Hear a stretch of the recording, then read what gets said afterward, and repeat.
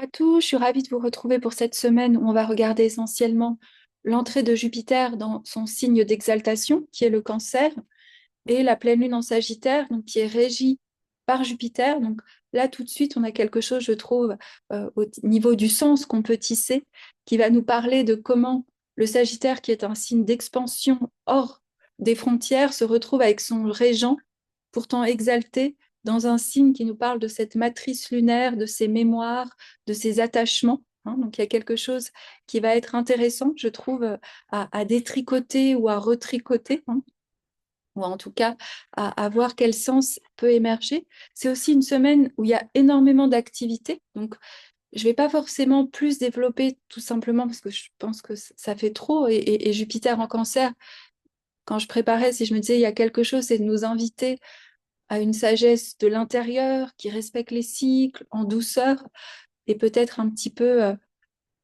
renouer avec quelque chose qu'on oublie, avec cette saturation du logos qu'on a eu avec Jupiter en Gémeaux, de l'information, de la compréhension, du questionnement et du doute. Donc, j'ai pas envie de contribuer à quelque chose qui ne serait pas en harmonie, même avec les planètes.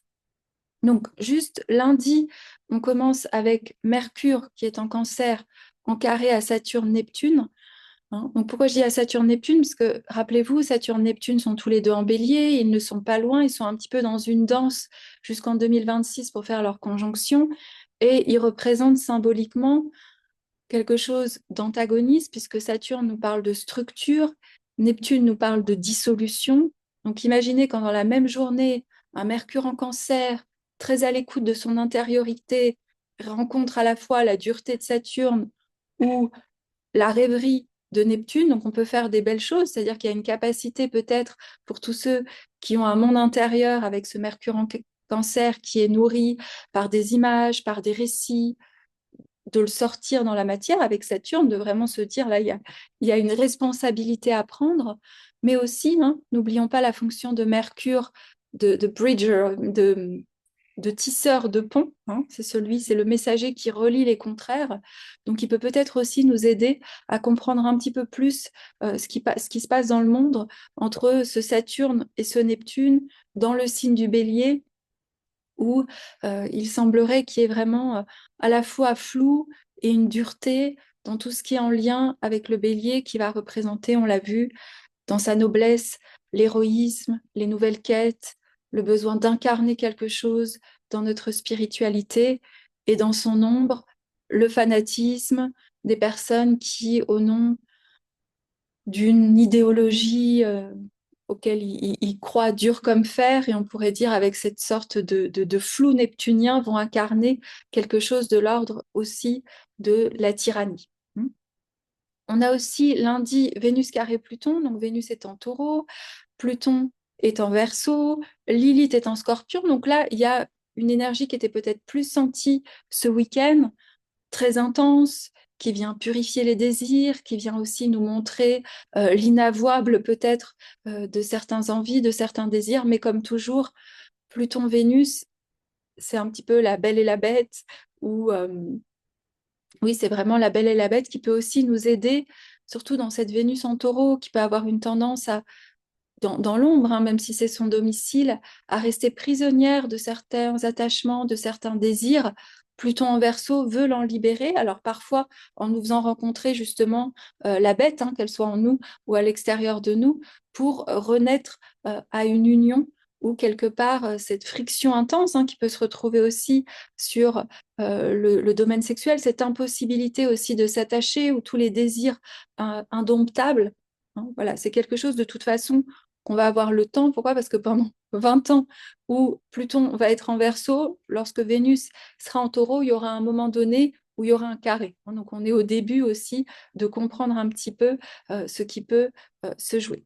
Oui, voilà. Là, je vais en venir à vraiment ce que je voulais approfondir dans cette vidéo. Donc, c'est Jupiter en Cancer. Donc Jupiter, ça peut sembler, enfin moi je sais en toute sincérité, au début je comprenais pas trop dans la tradition hellénistique pourquoi Jupiter était exalté dans le signe du Cancer. Alors il faut savoir que ce qu'on appelle le système des régences, c'est un petit peu l'idée que dans certains domiciles célestes, hein, dans certaines régions célestes du zodiaque, que sont les signes du zodiaque, certaines planètes sont plus à l'aise, se réjouissent ou sont en chute ou sont en difficulté. L'exaltation, c'est un petit peu ambigu parce que c'est toujours pour le meilleur et pour le pire. C'est-à-dire que on a tendance à penser que c'est pour le mieux, hein, mais je pense que rapidement, on verra, surtout au niveau du collectif, que Jupiter en cancer peut aussi créer ce truc très protectionnisme, très clan, un retour au nationalisme exacerbé aussi, hein. Donc, il y a quand même une ombre dans l'exaltation. Je pense qu'on le voit même dans le mot d'exalter, hein. J'avais lu quelque part, et je me rappelle plus où, que Jupiter en cancer, c'était aussi lié au Nil et à la tradition égyptienne de la crue du Nil, et ça va être un symbole de fertilité, d'abondance. Et ça, c'est vrai que Jupiter en cancer, et ça va être toute la beauté de ce passage dans l'endroit de notre thème où il se situe, parce qu'il va venir fertiliser de l'intérieur. Il va nous dire quelles étaient justement ces graines qui étaient à l'état latent, hein, qu'on a envie vraiment de, voilà, d'arroser, de prendre soin, d'envelopper. Je reprends ce que j'avais déjà commencé à faire dans la dernière vidéo.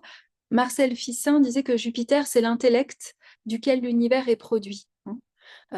Il est le mental qui produit toutes les choses depuis ce qu'il va appeler le séminal ratio, hein. Le séminal ratio, c'est comme s'il y avait une formule, j'allais dire, qui germine dans l'âme du monde et d'où va naître tous nos fantasmes, toutes nos idées originelles. Et je trouve ça très intéressant parce que c'est comme si Jupiter en cancer, qu'on associe souvent, en effet, on le verra au règne du logos, parce que beaucoup d'entre nous, on pense à Jupiter en Sagittaire, parce que Jupiter a sa régence en Sagittaire. On oublie souvent que la régence féminine de Jupiter, c'est le Poisson, hein. Donc on avait déjà aussi cette connexion à tout ce qui est cette intuition, cette fluidité. Donc ce qui va être intéressant, c'est que Jupiter en Cancer, il va nous amener justement à germiner, je ne sais pas si on dit ça, en tout cas à ensemencer notre intériorité, notre matrice. Quel peut être le défi dans le signe du cancer? C'est que le signe du cancer, c'est un signe de mémoire. C'est le mémoire de la famille, c'est le mémoire de l'appartenance, c'est le mémoire du sang, c'est le mémoire d'attachement, hein. Et comme Jupiter est une planète qui reste quand même très liée à nos vérités, à des vérités issues souvent aussi justement de la société dans laquelle ou de la culture, hein. C'est lui qui va produire aussi beaucoup la culture. Donc il y a quelque chose, en effet, où Jupiter en cancer, il peut aussi nous mettre face aux vérités qui sont issus quelque part de notre propre culture, de nos racines, de nos mémoires. Et on verra que dès que Jupiter entre en cancer, il fait un carré à Saturne en bélier dimanche et la semaine prochaine, et je le développerai, je ferai là cette fois-ci une vidéo chaque semaine, vu tout ce qui se passe, un carré à Saturne, pardon, à Neptune en bélier. Donc il y a quelque chose que je vais pardon, les mots me viennent des fois dans d'autres langues, que je vais développer au cours de cette vidéo. Mais ce qui va être intéressant, c'est que dans le signe du cancer, vous avez cette idée d'un Jupiter qui garde, qui fertilise, qui restaure, qui nous ramène à l'essentiel, qui nous ramène peut-être aussi à des vérités profondes, hein. Pour reprendre ce que disait Ficino, pardon, c'est Marcel Fissin en français, mais comme je lis dans d'autres langues, je dis Ficino. Il disait que Jupiter, c'était un médiateur et un protecteur de l'âme vivante. Pourquoi? Parce que s'il se situait entre Mars et Saturne, là où Mars est trop tranchant et Saturne est trop distant, vous aviez Jupiter qui venait être en médiation. Il y a tout un développement aussi de Marcel Fissin en lien avec Jupiter et le Soleil, en nous disant que finalement, alors tout le monde ne sera peut-être pas d'accord, mais c'est intéressant ce point de vue, que Jupiter est plus modéré que l'expression solaire. Pourquoi? Parce qu'il nous ramène à l'âme, il nous ramène à certaines vérités profondes, hein. Et c'est intéressant parce qu'on pourrait voir Jupiter en cancer comme étant l'opportunité de féconder certaines terres. Vous l'aurez compris, c'est nos terres intérieures, c'est nos terres psychiques, c'est la terre de nos imaginaires. Pour certains, ça va être plus littéral et ça va être les terres de leur famille, de leur maison, de leurs racines, de là où ils ont envie d'habiter, hein. Mais Jupiter, il veut chercher un climat, en tout cas, nous a amené aussi à resignifier quelque chose en lien avec notre psyché, à développer des conditions, telles le rôle de bénéfacteur, de bienveillant, pour pouvoir croître psychiquement et pour pouvoir nous déployer dans nos intériorités. Hein. Et forcément, je suis allée chercher un mythe par lequel je pouvais relier Jupiter en Cancer, et je ne sais pas si certains d'entre vous connaissent Métis. Métis, c'était la première femme de Jupiter, qui est souvent un symbole justement de cette intelligence divine. Elle ressent les choses, son nom veut dire prudence, c'est la sagesse intuitive, c'est la pensée matricielle. Et à un moment donné, on avait dit à Zeus que que de Métis allait naître un enfant qui allait le surpasser. Alors, je ne sais plus si c'est en force ou en intelligence. Du coup, il avait avalé Métis. Hein. Et c'est vrai qu'il y a ce symbole où Jupiter est une planète qui a instauré quand même ce qu'on pourrait, j'allais dire, oser dire l'ordre patriarcal, avec la domination du logos, de la performance, de l'expansion à tout prix, de l'usurpation des sols, de l'agriculture intensive, hein, tout ce que vous voulez, ce sont les excès quand même de Jupiter, même si en effet dans la vision symbolique de Ficin, il y a cette idée qui vient nourrir l'âme, mais dans les faits des fois de comment il s'est matérialisé, il a été au service du soleil dans une forme de démesure. Et je trouvais ça intéressant comme le lendemain ou 2 jours après, parce que elle est tôt, hein, enfin tôt au niveau, elle est pas dans la nuit du 11 juin, elle est à 2 heures du matin au Guatemala, donc elle doit être à 10 heures du matin en France, hein, la pleine lune en Sagittaire. Et la pleine lune en Sagittaire, vous savez, elle est régie tout le temps, pardon, par Jupiter, mais on a dans cette idée, on vous dit oui, le Sagittaire, c'est se déployer, c'est oser être en quête de vérité, c'est partir à la conquête de nouveaux espaces de connaissances. Il y a vraiment cette idée de déploiement, d'hors frontières. Et là, vous avez le quinconce, hein, puisque entre le Sagittaire et le Cancer, il y a un quinconce, et Lynn Bell les a formidablement amenés, les quinconces, comme des dilemmes philosophiques, mais qui ont par crise besoin l'un de l'autre. Hein.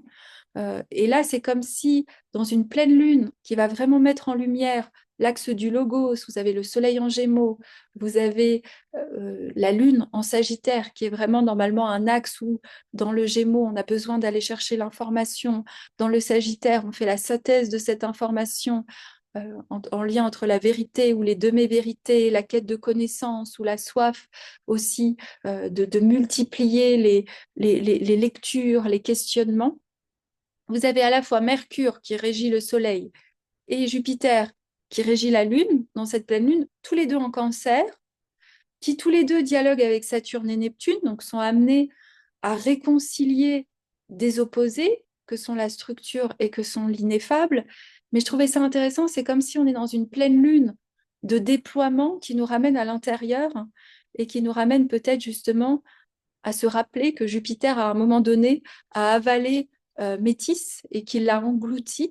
Alors même si Pallas Athéna est née de cette union, puisque Pallas Athéna est tellement forte qu'elle est née de la tête de Zeus, et d'ailleurs Pallas Athéna est en trigone au Soleil, est en sextile à la Lune, ça nous permet vraiment de voir qu'on peut tisser, en se basant sur la technique astrologique, quelque chose en lien avec ce mythe. Hein. Et Pallas Athéna, souvent, son grand défi, c'est justement de s'être coupée de la mère, de Métis. Ce qu'avait développé Démétra George, c'est l'idée que Pallas Athéna, qui symbolise souvent l'Amazone, l'intelligence créatrice, doit se réconcilier en faisant honneur à sa lignée qui était une lignée en lien avec la triple dièse libyenne. Et Pallas Athéna doit se réconcilier avec Métis, sa mère, et aussi avec la Gorgone, la Méduse. Hein. Vous savez, Pallas Athéna, elle porte la Gorgone sur son cœur, et donc avec d'autres formes d'intelligence. Hein. C'est intéressant aussi qu'on ait commencé la semaine avec Vénus-Pluton. Hein. Donc réconcilier avec l'intelligence des cycles de Métis, l'intelligence du vivant, l'intelligence du corps, l'intelligence de l'enfantement qui prend son temps. Et la réconciliation avec la Gorgone, c'est tout l'aspect en lien avec la sexualité, les désirs, les profondeurs, le bas-ventre. Donc, je trouvais qu'on avait quelque chose d'intéressant, parce que là où on peut nous décrire d'habitude cette pleine lune en Sagittaire comme une quête de la vérité, Là, je trouve qu'on vient justement mettre en lumière quelle vérité, c'est-à-dire est-ce que c'est encore cette omniprésence des vérités du logos qui essaye de comprendre, de philosopher, et donc vous l'aurez compris, une activation du mental dont même Pallas Athéna, qui est l'incarnation pourtant de cette intelligence créatrice et qui nous sert, hein, puisqu'elle est stratège, elle permet de planifier, elle permet de structurer, tout nous ramène à l'intérieur, aux eaux profondes, à fertiliser nos sols. Dans le meilleur des mondes, Jupiter en Cancer pourrait aussi, quelque part, être le symbole de ce Père divin qui protège les siens et qui se réunit avec la grande déesse, avec Isis, qui vient justement fertiliser de l'intérieur et prendre soin des populations et prendre soin de ses enfants. Quelle est la difficulté, même si on a tous, je pense, vu à ce qu'on voit dans l'actualité, le désir que cet archétype-là émerge. Il est carré à Saturne en Bélier dès dimanche, et c'est vrai qu'en tout cas dans la premier temps de Jupiter en Cancer, il y a ce carré de Saturne en Bélier. Alors, on avait déjà parlé de Jupiter en carré en Saturne en Bélier. Alors, pour reprendre comme toujours pour tisser des cycles, la conjonction de Jupiter-Saturne a eu lieu le 21 décembre 2020 en Verseau à 0 degré. Donc, c'était pour beaucoup un nouveau cycle entre ces deux planètes sociales qui allaient se voir dans le monde. Donc, avec la promesse du Verseau, qui est la promesse de la table ronde. Bon, je pense qu'on est encore très loin de voir les chevaliers, j'allais dire, de la table ronde siéger dans les instances de décision avec une noblesse du cœur.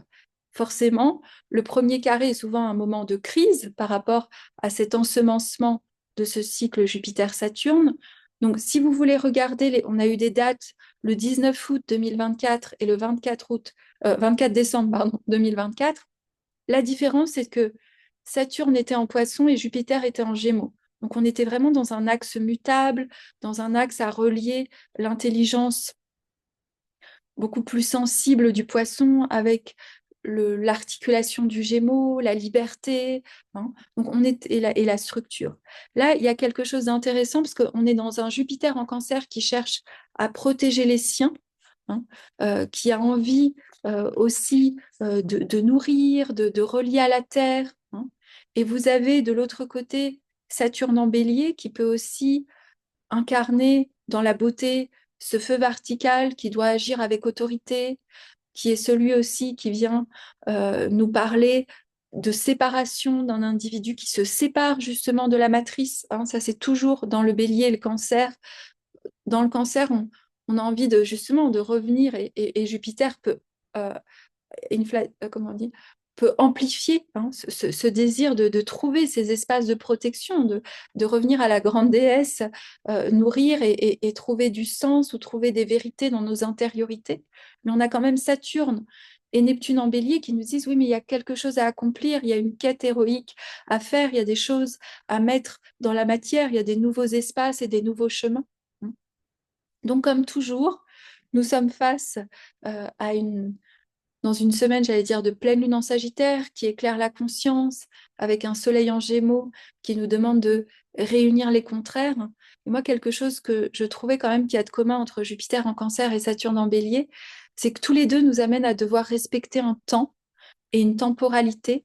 La temporalité de Jupiter en Cancer, c'est la temporalité justement des cycles, du vivant, du matriciel, de la mémoire. Et Saturne en Bélier, c'est la juste action, c'est la maturité pour faire les choses. Et je trouvais que ça nous disait de réconcilier justement le temps linéaire et le temps circulaire, mais aussi nous exiger que dans tout ce qu'on a envie ou tout ce qu'on a, ce désir un peu révolutionnaire, parce qu'en plus le jour dimanche de Saturne en carré à Jupiter, on a aussi un aspect de Mars carré Uranus, donc il y a un aspect assez révolutionnaire où l'activisme ou en tout cas l'envie de se libérer de quelque chose est encore plus fort. Mais Jupiter en Cancer nous invite à vraiment trouver les vérités depuis nos intériorités pour ensuite avoir la sagesse et l'inspiration, Saturne, Neptune en Bélier, de pouvoir poursuivre nos quêtes, mais de ne pas nous assécher ou de devenir un feu qui deviendrait trop flamboyant comme on pourrait le voir dans l'ombre de Saturne-Neptune, mais de vraiment revenir à quelque chose qui nous enveloppe, qui nous nourrit, qui féconde nos imaginaires, qui féconde les rêves, hein.